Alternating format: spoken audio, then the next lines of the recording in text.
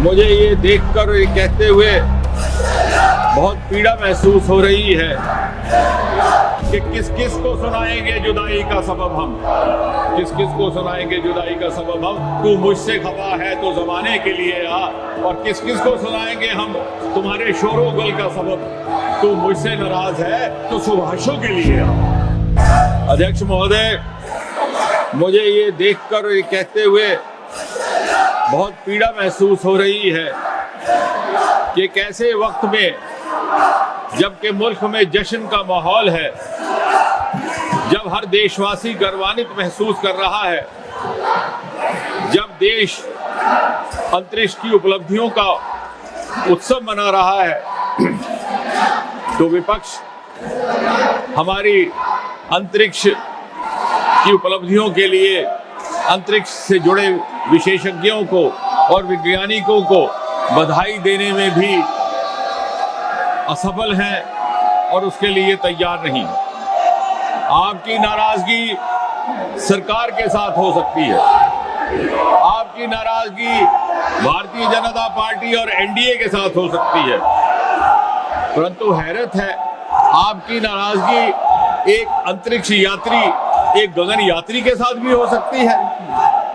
और वो एक ऐसा अंतरिक्ष यात्री जो एस्ट्रोनॉट होने के साथ साथ भारतीय वायुसेना का एक अनुशासनबद्ध सिपाही भी है। उसका ताल्लुक ना किसी राजनीतिक दल से है, ना किसी राजनीतिक पार्टी के साथ। आपको बार बार संसदीय मंत्री जी की ओर से अपील की गई, स्पीकर अध्यक्ष जी की ओर से अपील की गई, लेकिन ये अजीब मंजर है अध्यक्ष जी, आप धरती से भी नाराज हैं, आप आकाश से भी नाराज हैं, और आज आप अंतरिक्ष से भी नाराज दिखते हैं।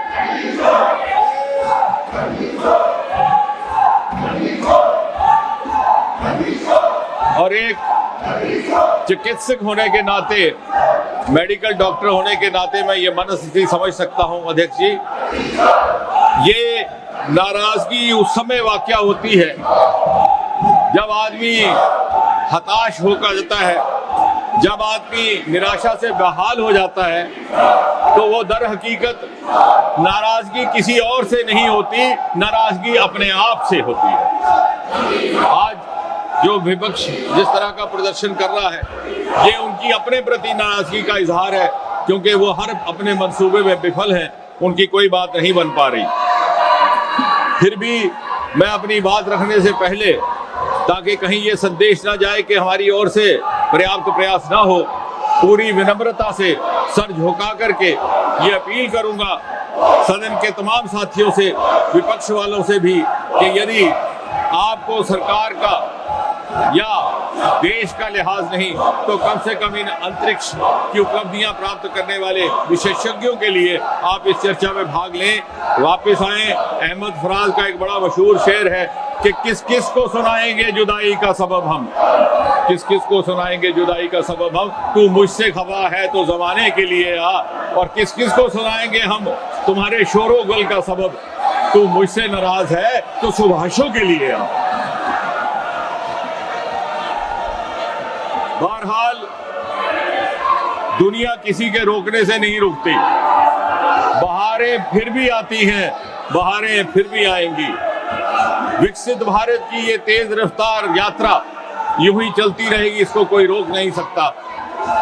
और प्रधानमंत्री मोदी जी के दृढ़ निश्चय और दृढ़ संकल्प को कोई हिला नहीं सकता। Nobody can shaken the courage and courage of conviction of Prime Minister Modi. Having said that, अध्यक्ष जी, आज एक ऐसा वक्त है जब सारा देश जश्न के माहौल में है। हर माँ अपने बच्चे के लिए दुआ करती है कि वो बड़ा होकर के शुभांशु शुक्ला बने, और हर बच्चा ये ख्वाब देख रहा है कि मैं भी बड़ा होकर शुभांशु शुक्ला बनूं।